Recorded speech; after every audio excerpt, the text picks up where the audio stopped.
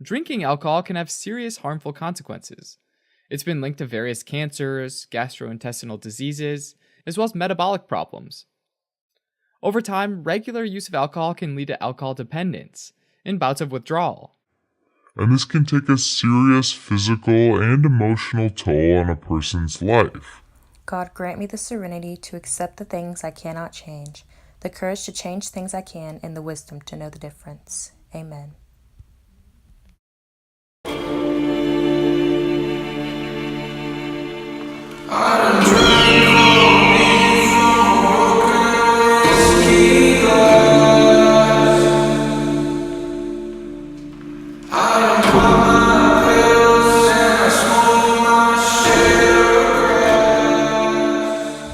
America is dripping in alcohol. There's no doubt about it.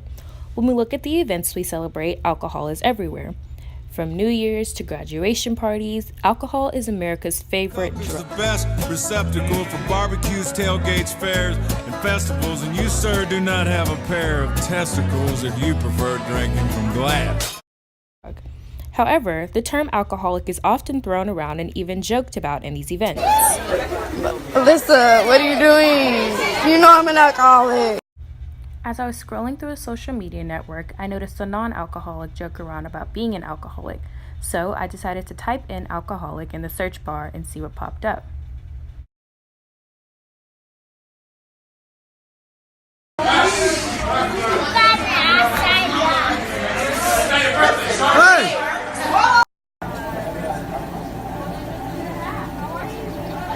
Here, we see the almost perfect example of an American misusing and almost glorifying the term alcoholic.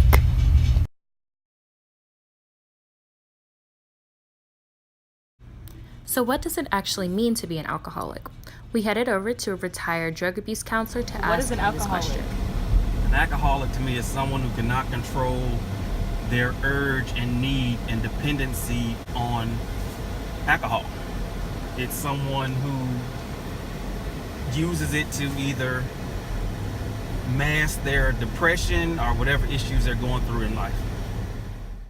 A famous quote from F. Scott Fitzgerald states that first you take a drink, then the drink takes a drink, then the drink takes you. I've been a chronic alcoholic forever. I drink to forget. I drink to just not feel anymore. I wake up in the morning, my first thing is I look in the fridge or the hiding places to make sure that I have alcohol, and then if I can't find them, then I panic. I need a drink. I'm not gonna hang up with you until I know you're here. Okay, well, I'm here. So what did you do today? I waited for alcohol. That's what I did. Can you please just give me that before I throw up? For me to get to the next lily pad, I have to actually maintain a level of alcoholism. I usually put vodka bottles in there. Doesn't look like I have any. Now how much do I have? $4? Now I have $5. I can at least go get a bottle. Pretty sure I have enough money. I have to have her count it for me because I don't even know how to count my money at this point. Even quarters. If he could be next. My name is Mason. I'm 24, and I think I'm gonna die by 25. The first time I drank alcohol, I was 6 or 7 years old. The first time I got drunk, I was sitting in my mom's garage with a bottle of Jim Beam by myself in the dark. I started drinking regularly at the age of 17. I cannot remember the last time I did not have alcohol. I will drink until I pass out. I drink every single day. Every single day. If I have any money in my pocket, I will spend it on alcohol. Usually I get money through pawning items that I own. I used to have a fridge right here, and I sold it so I could get drunk. So now that you have a feel of what it means to be an alcoholic, you might be wondering, what's going on inside of an alcoholic's brain? Addiction happens when alcohol causes unusual chemical activity in the central nervous system. In a healthy person, specialized chemicals, neurotransmitters, travel throughout the brain, sending signals from nerve cell to make one behave appropriately in response to what is happening around them. In a person addicted to alcohol, the story is different. Long-term alcohol and drug abuse, the brain physically changes. The brain shrinks, actually shrinks, and its ability to process information is damaged. A part of the brain called the limbic system, which supports a variety of functions including emotion, behavior, motivation, long-term memory, and olfaction, is affected by heavy alcohol or drug abuse. When someone drinks or takes drugs, the limbic system emits dopamine, the substance that makes us feel good.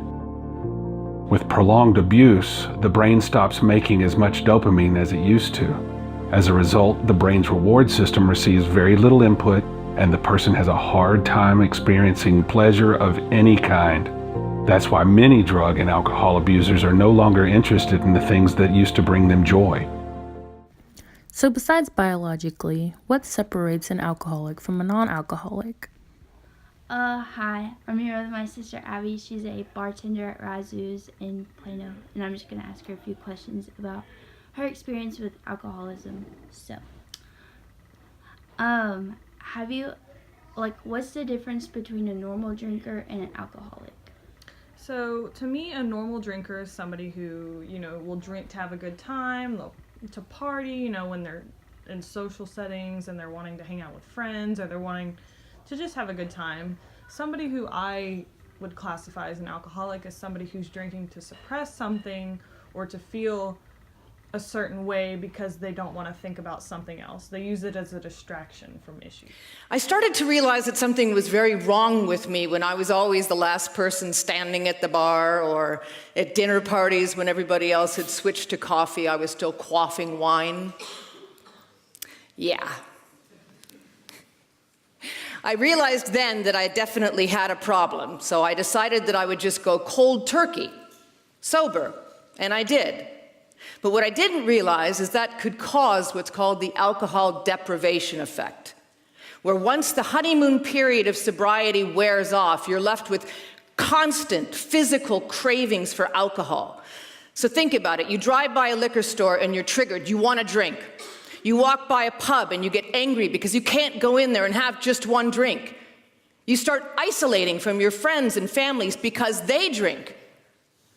Developing AUD was an incredibly confusing thing for somebody who admittedly likes to be in control. I was definitely not in control of this at all. So overall, we discovered that the main causes of alcoholism are stressful environments, mental health problems such as depression, bipolar disorder, even schizophrenia, or even just family genetics, like if you grew up with somebody drinking or things such as that. Okay, and then working in the restaurant business and being a bartender, have you ever recognized someone to be an alcoholic? Yeah, I mean, we've got regulars that come in and, they'll talk about it that or I've worked other places as well, and you see the same people at these different bars, that they start their morning, they have a couple beers, they go to the next place, have a couple beers, maybe a shot, they go to the next place, have a couple beers, go back to the first place, they're living their life in the bar setting and drinking, and, it's... Yeah, so I think I would classify as that, as somebody being an alcoholic. That's not the way I want Alright, so we just went to the AA meeting. Yeah. AA stands for Alcoholics Anonymous. It is an international fellowship of men and women who have had a drinking problem. It is non-professional, self-supporting, multiracial, apolitical, and available almost anywhere. There are no age or education requirements. Membership is open to anyone who wants to do something about his or her drinking problem. Nobody wanted to interview, which was pretty understandable, but we still we sat in on the meetings. It was like an open meeting, so we still sat in and we listened. And there was just only 4 people were there.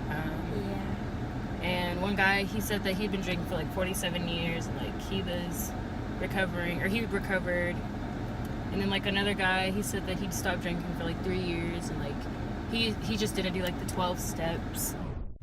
We'll explain the 12 steps here in a second. And then the other guy, he was I don't know, we didn't get a lot of information on the guy, the one guy that came in late. Well, that was his first meeting that he'd ever been to, and he had never heard of the 12-step program where they admit their problem, and then they assess it with a relationship with God or whatever otherworldly, like whatever spiritual or being or whatever, I don't know what to call it, that they believe in, and assess the issues that they have and what issues have come from their problem. And they have this book called The Big Book that talks about... It's not a reading. Yeah, I kind of want to read it. It's about the founding of AA and the AA founders' like problems with alcoholism themselves, and it was an interesting thing to sit in on and listen to how these people cope with their problem and what they've done to try and help and what has come out of it. And also, like, even though we didn't get interviews at this one, they did tell us, like, there's a bigger meeting that happens, like, somewhere else where there's more people who have been sober for, like, 20 years and stuff like that, that'll probably be more open to interviewing, so we're gonna go to one of those and see how that goes. So, yeah. Hi, I'm Sonia, and I'm an alcoholic. Hi, Sonia. Look, I haven't been coming to meetings a lot lately because I've been in a bit of a dark place. My marriage has broken down, which is something I never thought would happen to us. I lost my baby, and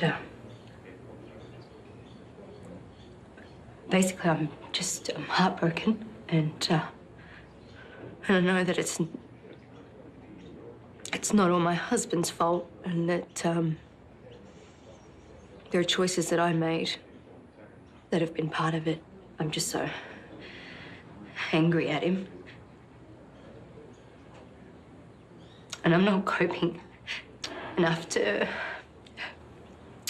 a number of years now of sobriety, I'm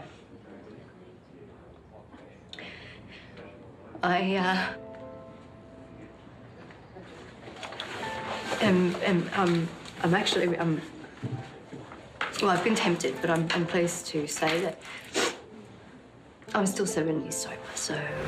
When you're walking up the street and it's a beautiful evening and all the people are out at the sidewalk cafes and wine bars enjoying these lovely, beautiful glasses of wine, I don't look at them and think, I want one, but I look at them and I think, I miss that.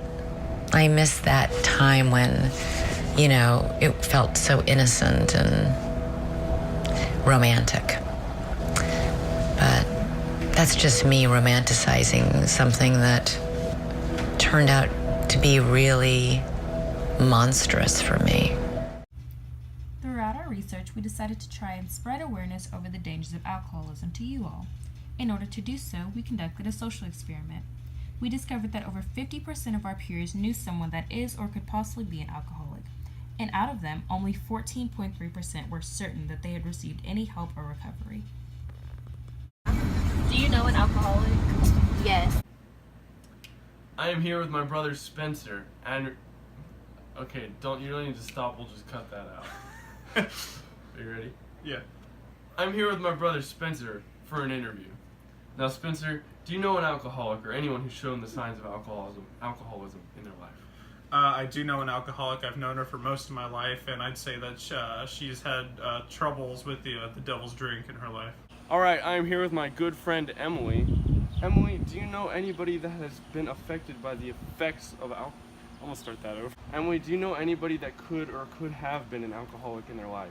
Yeah, actually, back in high school, there was this girl that I was kind of friends with. We had a few classes together, but not like, I didn't really know her, and then I started following her on Snapchat, and I would see all of these posts where she would be drinking, you know, maybe a little too much, and so I definitely feel like alcohol has impacted her life in a negative way, so...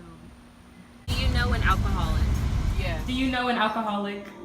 Yes. Have they received any help of any kind? No. Have they received help of any kind or any recovery? No.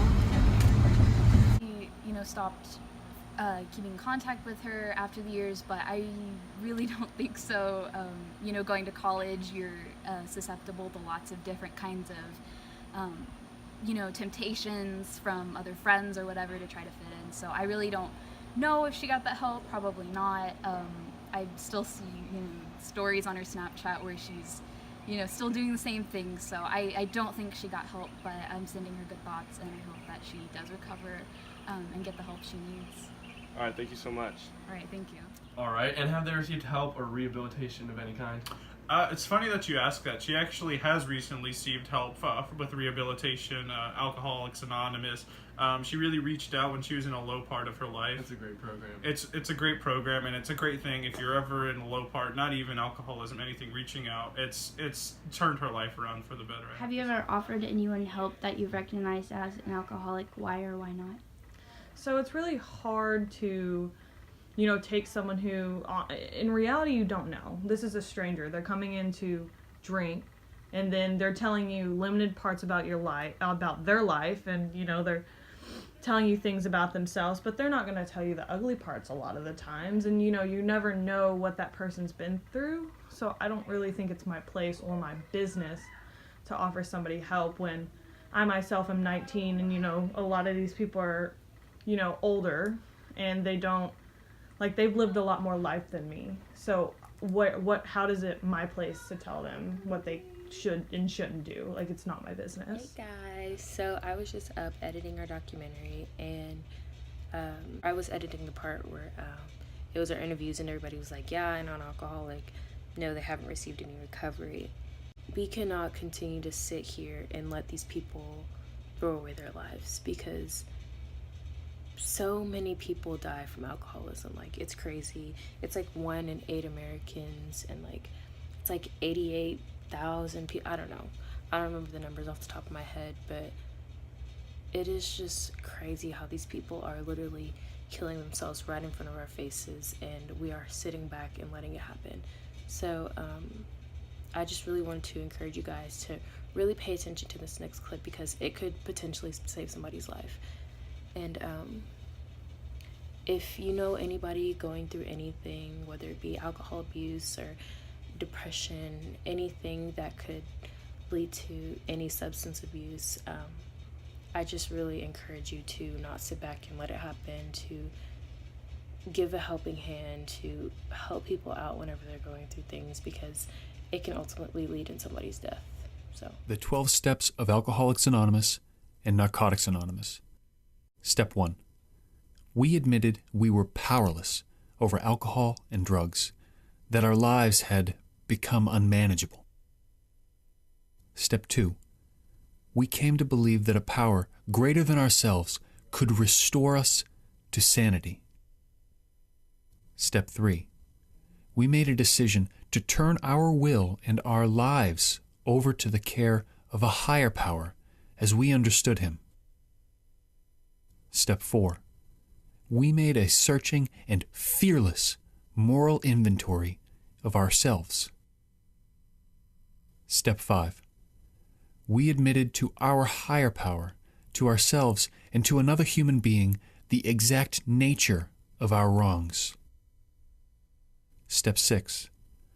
We were entirely ready to have our higher power remove all these defects of character. Step 7. We humbly asked our higher power to remove our shortcomings. Step 8. We made a list of all persons we had harmed and became willing to make amends to them all. Step 9.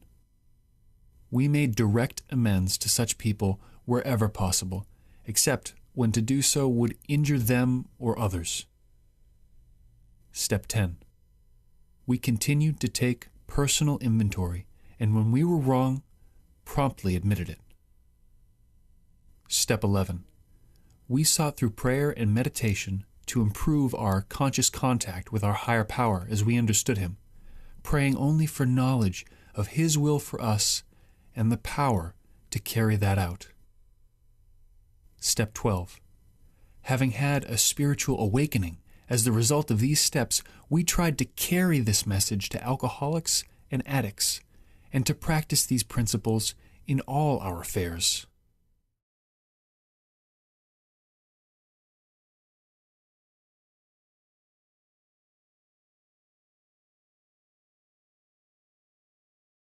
Pull up. Frank, headshot, Frank, sit down, Frank, stand up, Frank, pass out, Frank, wake up, Frank, faded, Frank, faded.